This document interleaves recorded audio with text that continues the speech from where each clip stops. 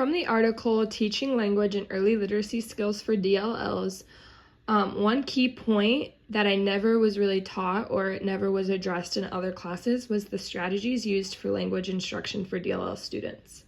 One strategy in particular was using home language in whole group conversations to make DLL children feel comfortable and competent.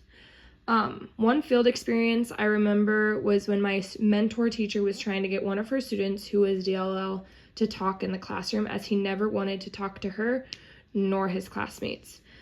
I never saw her use his home language in conversations with him, and never in a whole group conversation.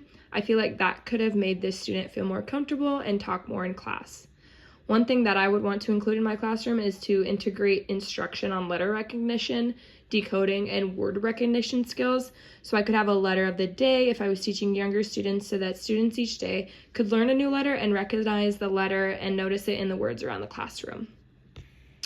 For the article, Embracing Trans Languaging in the Classroom with Bilingual Text, one thing in this article that I never had heard about was the concept bilingual books, which are focused on a theme and are written in 2 languages. So for example, a book about animals might include pictures of animals with their names in both English and the home language of a student in the classroom. I was looking for books in another class from a site called First Book, and I found a lot of materials and books from all ages that include bilingual books. One in particular I remember was Diary of a Wimpy Kid, written in Spanish, so that could be a great source for teachers to use to look for different bilingual books to include in their classroom. One thing that this article addressed that I will include in my classroom is including bilingual books in their classroom libraries, as it can help emergent, bi, and multilingual students feel more involved in the class, as these language supports may support their educational needs. I think by using the First Book Marketplace site, I can find a variety of inclusive books for multilanguage students to include in my classroom library. For the last article, Enhancing English Learners' Language Development Using Wordless Picture Books, this article had many different aspects that are important to use as future educators, and then one thing that I never really thought about or learned more about after reading this was that wordless picture books are well suited for ELL students because visual text display the literacy conversations and complexity found in picture books with words.